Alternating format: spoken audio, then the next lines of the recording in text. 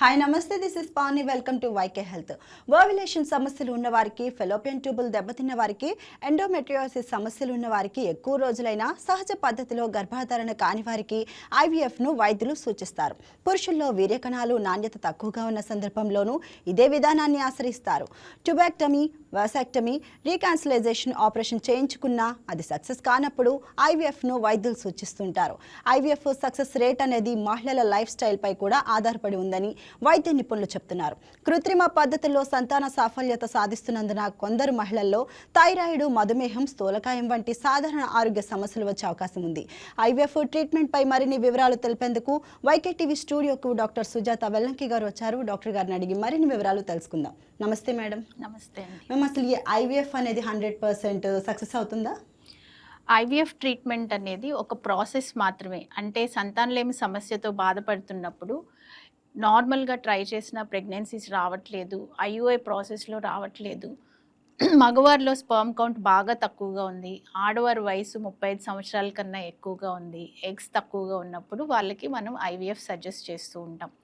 ఈ egg quality ఎంత తక్కువగా ఉంది, స్పర్మ్ క్వాలిటీ ఎంత తక్కువగా ఉంది అనేది మనం పర్సంటేజెస్లో చెప్పాలి. కాబట్టి అంటే పర్సన్ టు పర్సన్ వేరియేషన్ వస్తుంది కనుక 100% సక్సెస్ గ్యారంటీ అనేది ఎక్కడా చెప్పడానికి అవ్వదు. మీ పరిస్థితుల్లో ఒకవేళ మీరు ఐవీఎఫ్ చేయించుకుంటున్నట్టయితే మీకు పాజిటివా నెగిటివా, 0 కానీ 100, అవుట్కమ్ ఈజ్ ఇంపార్టెంట్. ఏమీ చేయలేదు, ఎటువంటి ట్రీట్మెంట్స్కి వెళ్ళట్లేదు అంటే అసలు ఛాన్సెస్ లేనప్పుడు, కలగట్లేదు అన్నప్పుడు మనం టెక్నాలజీ యూస్ చేసుకుని ఈ ఐవీఎఫ్ ప్రాసెస్ ద్వారా ప్రెగ్నెన్సీస్ ప్లాన్ చేసుకోవచ్చు. మా సెంటర్లో మాకు లాస్ట్ 1 ఇయర్ నుంచి 65 to 70% వరకు మా దగ్గరికి వచ్చిన వాళ్ళలో ఫస్ట్ సైకిల్లో సక్సెస్ ఇవ్వగలుగుతున్నాం. Yes ma'am. అంటే అందరికీ ట్రీట్మెంట్ ఒకలాగే ఉంటుందా? అంటే ఒక్కొక్కరికి కొన్ని హెల్త్ ఇష్యూస్ ఉంటాయి డిఫరెంట్గా. సో అలాంటి వాళ్ళకి ఎటువంటి ట్రీట్మెంట్లు ఇస్తూ ఉంటారు? సో పర్సన్ టు పర్సన్ మనందరం కూడా ఎట్లయితే కొంతమంది సన్నగా ఉంటాము, కొంతమంది లావుగా ఉంటాం, కొంతమందికి పీరియడ్స్ 28 డేస్కి వస్తాయి, కొంతమందికి 35 డేస్కి వస్తూ ఉంటాయి. సో అట్లనే డిఫరెంట్ కండిషన్స్, ఎగ్ ప్రాబ్లం ఉండొచ్చు, పీసీఓ ప్రాబ్లం ఉంటే వేరే రకంగా ట్రీట్మెంట్స్ ఉంటాయి. అదే మగవారిలో స్పర్మ్ కౌంట్ తక్కువ ఉంటే వాళ్ళకి ట్రీట్ చేయాల్సి వస్తుంది. So person to person variation ఉంటుంది కాబట్టి ట్రీట్మెంట్స్ కూడా పర్సనలైజ్డ్గా కస్టమైజ్ చేసి మీకున్న కండిషన్కి ఏది బెస్ట్ ప్రోటోకాల్ అనేది మనం చూసి ట్రీట్మెంట్ ఇవ్వటం జరుగుతుంది. Yes ma'am. అంటే పిల్లలు లేని వారు అసలు ఖచ్చితంగా ఐవీఎఫ్ని ఆశ్రయించాల్సిందే అంటారా? లేదండి, ఒకవేళ కనుక మ్యారేజ్ అయ్యి పీరియడ్స్ రెగ్యులర్గా వస్తూ ఉండి, హస్బెండ్ అండ్ వైఫ్ రెగ్యులర్గా కలుస్తూ ఉండి, ఫెలోపియన్ ట్యూబ్స్ నార్మల్గా ఉన్నప్పుడు 1 ఇయర్ వరకు కూడా ట్రై చేసినా కూడా ప్రెగ్నెన్సీస్ రాకపోతే అప్పుడు డాక్టర్ని కన్సల్ట్ అవ్వండి అని చెప్తూ ఉంటాం. ఇక్కడ ఏంటంటే ఈ 1 ఇయర్లో 85% మంది న్యాచురల్గానే కన్సీవ్ అయిపోతూ ఉంటారు. అన్ని రిపోర్ట్స్ నార్మల్ ఉండి ఇంకొక 1 ఇయర్ ట్రై చేసిన తర్వాత 95% మంది న్యాచురల్గా కన్సీవ్ అవుతారు. మిగిలిన 5% మంది మాత్రమే ఫర్టిలిటీ స్పెషలిస్ట్ని కలవాల్సి ఉంటుంది. వీళ్ళల్లో కండిషన్ని బట్టి, ప్రాబ్లమ్ని బట్టి, ట్యూబ్ బ్లాక్ అయింది, కొంచెం ఫ్లిమ్సీగా ఉన్నాయి, సింపుల్గా మనం ట్యూబ్స్ టెస్ట్ చేసి ఓపెన్ చేయడానికి ఛాన్స్ ఉంటుంది. అటువంటప్పుడు వాళ్ళు కూడా న్యాచురల్గా కన్సీవ్ అవుతారు. అదే మనకి ట్యూబ్స్ బ్లాక్ అయినాయి లేదా పీసీఓ సమస్య ఉంది, మనకి ఒక ట్యూబే ఓపెన్ చేయగలిగాము, ఇటువంటప్పుడు ఐయుఐ అడ్వైస్ చేస్తాం. ఐయుఐ అంటే స్పర్మ్ కదలికలు తక్కువగా ఉన్నప్పుడు ఆ కదిలే స్పర్మ్కి ఎగ్ వరకు రీచ్ అవ్వడానికి ఎనర్జీ లెవెల్ సరిపోవు కాబట్టి ఆ స్పర్మ్ని మనము ఒక 7 to 10 సెంటీమీటర్స్ వరకు యూట్రస్ లోపలికి కొంచెం ముందుకు పెట్టడం జరుగుతుంది. అంటే అసిస్ట్ చేస్తాం దాని జర్నీలో. ఇక్కడ కూడా ప్రెగ్నెన్సీస్ రావట్లేదు అన్నప్పుడు ఐవీఎఫ్ అడ్వైస్ చేస్తాం. ఓకే. అంటే ఈ ఐయుఐకి కానీ ఐవీఎఫ్ కానీ డిఫరెన్స్ ఏంటి అసలు ఇవి? ఐయుఐ అంటే ఏంటంటే ఓన్లీ మనం నార్మల్గా రిలీజ్ అయిన స్పర్మ్ని ల్యాబ్లో ప్రాసెస్ చేసిన స్పర్మ్ని తీసుకొచ్చి యూట్రస్లో పెడుతున్నాం. యూట్రస్ నుంచి ట్యూబ్లోకి వెళ్ళి ఎగ్లో కలవాల్సిన ప్రాసెస్ అంతా కూడా మనకి న్యాచురల్గానే జరుగుతుంది. అక్కడెక్కడ ఇంటర్వెన్షన్ ఉండదు. అదే ఐవీఎఫ్ ప్రాసెస్లో ఏంటంటే ఆ ఎగ్ వరకు స్పర్మ్ రీచ్ అవ్వగలుగుతుందా, ఎగ్లోకి స్పర్మ్ వెళ్ళగలుగుతుందా లేదా అనేది తెలియనప్పుడు మనం డైరెక్ట్గా ఎంబ్రియాలజిస్ట్ మైక్రోస్కోప్లో చూస్తూ ఎగ్లోకి స్పర్మ్ని ఇంజెక్ట్ చేస్తారు. సో ఫర్టిలైజేషన్ ప్రాసెస్ కంప్లీట్గా మానిటర్ చేయడం జరుగుతుంది. సో ల్యాబ్లో జరిగే ఇంటర్వెన్షన్ ఐవీఎఫ్ ప్రాసెస్. ఐయుఐ ఇంచుమించుగా న్యాచురల్ కన్సెప్షన్ లానే కొద్దిగా సింపుల్గా అసిస్టెన్స్ తీసుకోవటం. అంతే. Yes ma'am. అసలు ఎన్నిసార్లు ఐవీఎఫ్ చేయించుకోవాలి? అసలు ఈ ఐవీఎఫ్ ప్రాసెస్ ఏ విధంగా ఉంటుంది? ఓకే. ఇప్పుడు మనకి ఐయుఐలో ప్రెగ్నెన్సీస్ రాలేదు, ఎగ్స్ బాగా తక్కువగా ఉన్నాయి, ఏజ్ 35 ఇయర్స్ కన్నా ఎక్కువగా ఉంది, ప్రెగ్నెన్సీస్కి ఎగ్స్ తగ్గిపోయి ఛాన్సెస్ తగ్గిపోతున్నాయి, లేదా న్యాచురల్ ప్రాసెస్లో అవ్వటానికి అవకాశం లేదు. కొన్నిసార్లు ట్యూబెక్టమీ, ట్యూబ్స్ ఆపరేషన్ చేసి క్లోజ్ చేసేయటం, ట్యూబ్స్ డ్యామేజ్ అవటం, రీఆపరేషన్ చేసినా కూడా ప్రెగ్నెన్సీస్ రావు. ఇటువంటి వాళ్ళకి ఐవీఎఫ్ సజెస్ట్ చేస్తాం. ఐవీఎఫ్ని సింపుల్గా మనం 3 స్టెప్స్లో డివైడ్ చేసుకోవచ్చు. ఒకటి, మనం చేసుకునే స్టిమ్యులేషన్, అంటే ఫస్ట్ ఎగ్స్ పెరగటానికి ఇచ్చే మెడికేషన్స్. ఇవి 10 to 12 డేస్ వరకు మనం ఇస్తాం. ఈ ఎగ్స్ గ్రో అయిన తర్వాత సెకండ్ ప్రాసెస్ మనం చేసేది ఎగ్స్ పికప్ చేయటం. సో ఆ ఎగ్స్ పికప్ చేసి ఆ ఎగ్స్ని ఓవరీస్లో నుంచి మనం బయటికి ఒక నీడిల్ పెట్టుకుని తీసుకోవటం జరుగుతుంది. వాటిని ల్యాబ్లో ఎంబ్రియోస్ కింద తయారు చేస్తాం. ఎంబ్రియోస్ తయారైన తర్వాత థర్డ్ స్టెప్ ఏంటి అంటే ఆ ఎంబ్రియోస్ని తీసుకుని మనం గర్భసంచి లోపలికి ప్రవేశపెట్టడం. సో న్యాచురల్గా ఎక్కడైతే ఎంబ్రియో అతుక్కుని ప్రెగ్నెన్సీ రావాలో అక్కడికి మనం తీసుకెళ్ళి ఎంబ్రియోని పెడతాం. సో ఇక్కడ ఏం జరుగుతుందంటే న్యాచురల్గా రిలీజ్ అయిన ఎగ్, స్పర్ము రెండు లోపల బాడీలో ఆ ఫెలోపియన్ ట్యూబ్లో కలవలేకని పరిస్థితి ఉన్నప్పుడు మనం దాన్ని మానిటర్ చేసి ల్యాబ్లో ఆ రెండింటిని కలిపి ఎంబ్రియో తయారు చేసి మళ్ళీ తీసుకొచ్చి మనం యూట్రస్లో పెడుతున్నాం అనమాట. సో ఐయుకి ఐవీఎఫ్కి కానీ సక్సెస్ రేట్ ఎంతవరకు ఉంది? అండ్ ఆ సక్సెస్ రేట్ ఎందుకు తేడా ఉంటుంది? ఇప్పుడు ఐయుఐలో ఉందనుకోండి, మనం ఎగ్ క్వాలిటీని కానీ స్పర్మ్ క్వాలిటీని కానీ పెద్దగా మార్చలేము. సో ఇక్కడ ఏదైతే న్యాచురల్గా నెలకి రిలీజ్ అయ్యే ఒక సింగిల్ ఎగ్ ఉంటుందో దానికి వెళ్ళి స్పర్మ్ కలవాల్సి ఉంటుంది. సో ఇక్కడ సక్సెస్ రేటు అరౌండ్ 15 to 20% చెప్తాం. అదే మనం ఐవీఎఫ్లో అంటే 1 ఎగ్ కాకుండా మనం మెడికేషన్స్ ఇస్తున్నాం కాబట్టి ఒక 5 to 10 ఎగ్స్ వరకు మనం తీసుకోవటానికి ఛాన్స్ ఉంటుంది. సో 1 దగ్గర ఉండే సక్సెస్ రేట్ని మనం 5 times వరకు పెంచగలుగుతున్నాం. అందుకే ఐయుఐ కానీ న్యాచురల్గా 8% ఛాన్సెస్ ఉంటే ఐయుఐలో మనకి 15% ఛాన్సెస్ ఉంటాయి. కాబట్టి ఐవీఎఫ్లో దానికన్నా 5 times 60 to 70% వరకు మనం ఇవ్వగలుగుతున్నాం. సో ఈ ఐవీఎఫ్ బేబీ కానీ నార్మల్ బేబీకి డిఫరెన్స్ ఏంటి? అసలు ఎలా ఉంటారు వాళ్ళు? అంటే యాక్టివ్గా ఉంటారా? వీళ్ళు ఇంకా యాక్టివ్ తక్కువగా ఉంటారా? ఐవీఎఫ్ బేబీస్ ఎలా ఉంటుంది? ఐవీఎఫ్ అంటే బేబీస్ తేడాగా ఉంటారని చాలామంది భయపడుతూ ఉంటారు, కానీ అటువంటిది ఏమీ లేదు. మనకేంటంటే ఇక్కడ యాక్చువల్గా ప్రాసెస్లో ఉన్న మీ బాడీలో నుంచి రిలీజ్ అయ్యే మీ ఎగ్గే, బాడీలో రిలీజ్ అయ్యే మీ స్పర్మే వాడతాం. సో వాటి క్వాలిటీని మనం ఏమీ మార్చట్లా. ఆ రెండు ఒక చోట కలిసి ఎంబ్రియో తయారవ్వాల్సిన ప్రక్రియ ఏదైతే ఉందో అది జరగట్లేదు. కాబట్టి ఆ ప్రాసెస్ని మనం ల్యాబ్లో మిమిక్ చేసి ఆ ఎగ్ని స్పర్మ్ని మనం అక్కడ కలుపుతున్నాం. తర్వాత ప్రెగ్నెన్సీ అంతా కూడా న్యూట్రిషన్, బేబీకి కావాల్సిన బ్లడ్ సర్క్యులేషన్ అంతా కూడా తల్లి దగ్గర నుంచే వస్తుంది. కాబట్టి సేమ్ లైక్ నార్మల్ ప్రెగ్నెన్సీ లానే వీళ్ళు కూడా ఉంటారు. Yes ma'am. సో ఈ ఐవీఎఫ్ ప్రక్రియ అసలు ఎటువంటి వారికి మీరు సజెస్ట్ చేస్తారు? మనకి ఎప్పుడైనా సరే ప్రెగ్నెన్సీస్ ట్రై చేస్తున్నప్పుడు ఫస్ట్ అండ్ ఫార్మోస్ట్ థింగ్ ఏంటంటే పీరియడ్స్ కరెక్ట్గా వస్తున్నాయా లేదా. ఎవరికైనా పీరియడ్స్ నెల రావట్లేదు, ఇర్రెగ్యులర్గా వస్తున్నాయి అంటే ప్రాబ్లం ఉన్నట్టు, డాక్టర్ని కన్సల్ట్ అవ్వాలి. సో పీరియడ్ రెగ్యులర్గా అవ్వటానికి, ఎగ్ రిలీజ్ అవ్వటానికి చూసుకోవాలి.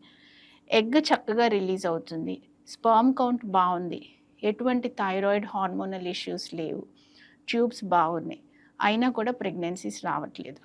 ఇక్కడ మనం ఐవీఎఫ్ అడ్వైస్ చేస్తూ ఉంటాం.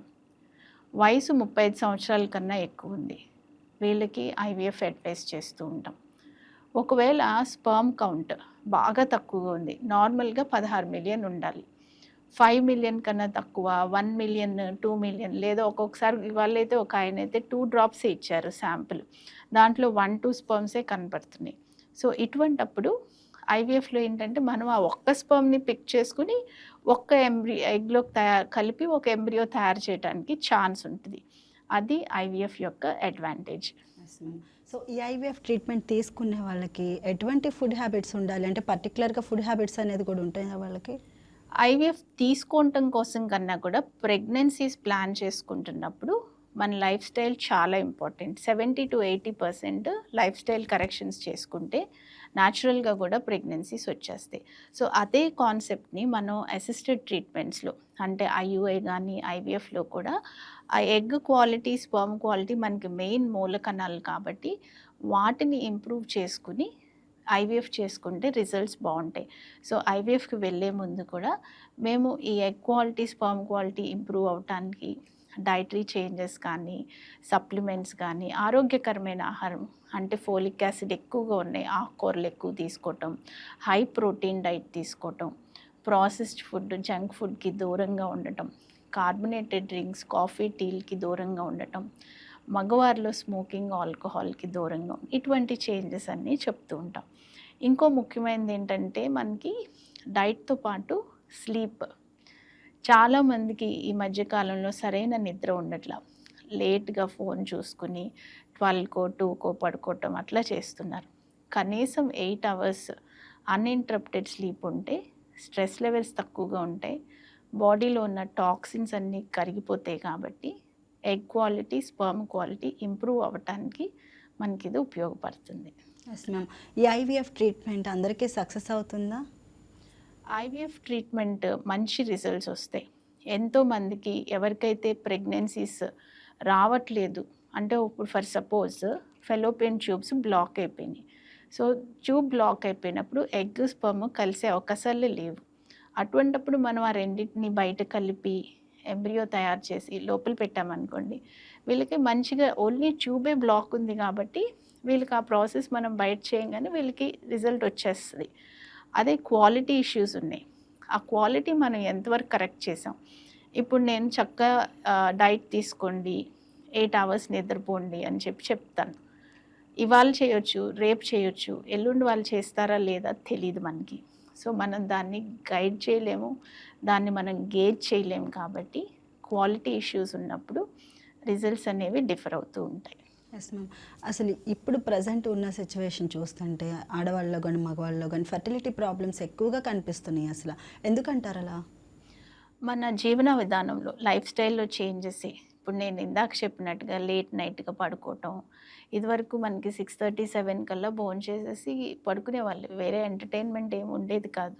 ఇప్పుడు మనకి చేంజ్ అయినాయి లైఫ్ స్టైల్ ప్యాటర్న్స్. ఫుడ్ కూడా ఇప్పుడు మనకి స్విగ్గీ జొమాటో వాడు కింద మన ఇంటి దగ్గరే కింద ఉంటాడు, ఎప్పుడు ఫోన్ చేస్తే వాడు 10 నిమిషాలు ఇన్స్టాలో ఇన్స్టాంట్గా తీసుకురావటము ఇటువంటివన్నీ ఉన్నాయి. సో అందుబాటులో ఫుడ్ ఎక్కువగా ఉన్నప్పుడు మన డైట్ రిక్వైర్మెంట్ ఆకలి కన్నా కూడా మనం ఎక్కువగా డైట్ మనం ఎక్సెస్గా తీసుకోవటం జరుగుతుంది. సో ఈ ఎక్సెస్ ఫుడ్స్ అన్నీ కూడా మనకి డైజెషన్ అవ్వాలన్నా ఆ టైం కానీ ఆ వెయిట్ పుట్ ఆన్ అవటం కానీ ఒబేసిటీ మనం ఎక్కువగా చూస్తున్నాము. సో వీటన్నిటి వలన కూడా హార్మోనల్ ఇంబ్యాలెన్స్ వచ్చి సంతానలేమి సమస్య ఎక్కువగా చూస్తున్నాం. అంటే ఇవన్నీ ఫుడ్ కాకుండానే చాలా హెల్త్ ఇష్యూస్ కూడా చూస్తున్నాం, లైక్ పీసీఓడి కానీ థైరాయిడ్ కానీ, వీటి వల్ల కూడా ఆడవాళ్ళు చాలా ఇబ్బందులు పడుతున్నారు, ఫెర్టిలిటీ ప్రాబ్లం అనేది.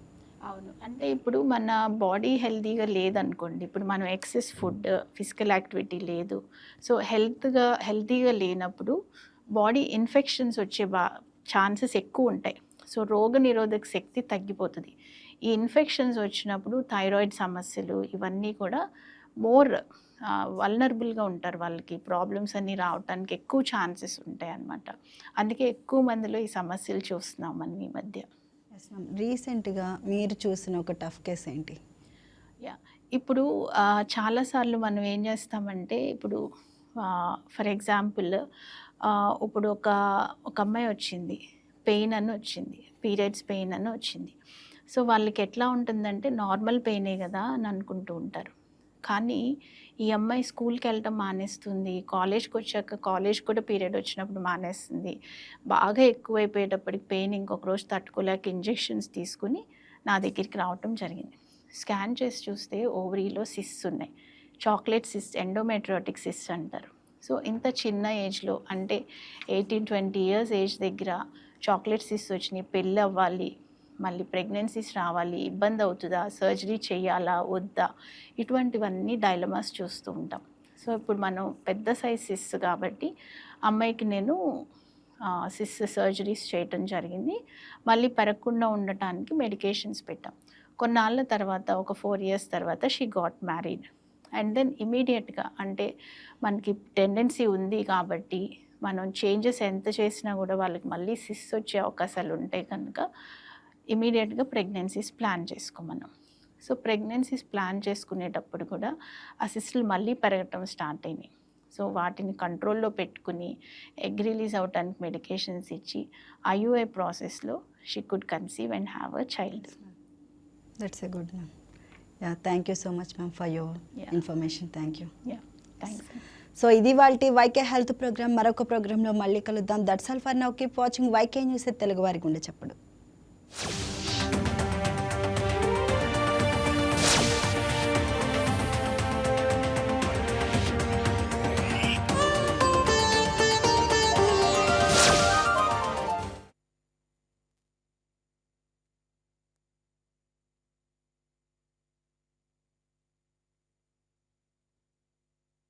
రాయప్రోలు సుబ్బారావు. రాయప్రోలు వారు కవి, అనువాదకుడు, రచయిత. నవ్య కవిత పితామహునిగా పేరు పొందిన రాయప్రోలు సుబ్బారావు గారు తెలుగులో భావ కవిత్వానికి ఆద్యుడు. ఈయన 1913లో రాసిన త్రిణ కంకణముతో తెలుగు కవిత్వములో నూతన శకము ఆరంభమైందని అంటారు. ఇందులో ఈయన అమలిన శృంగార తత్వాన్ని ఆవిష్కరించారు. ప్రేమ పెళ్లికి దారి తీయని యువతీ యువకులు స్నేహితులుగా మిగిలిపోవడానికి నిర్ణయించుకున్న ఇతివృత్తంతో ఖండ కావ్య ప్రక్రియకు అంకురార్పణ చేశారు. ఈయన రచనలు ప్రధానంగా ఖండ కావ్యాలు. ఈయన మార్చి 17, 1892 గుంటూరు జిల్లా బాపట్లలో జన్మించారు.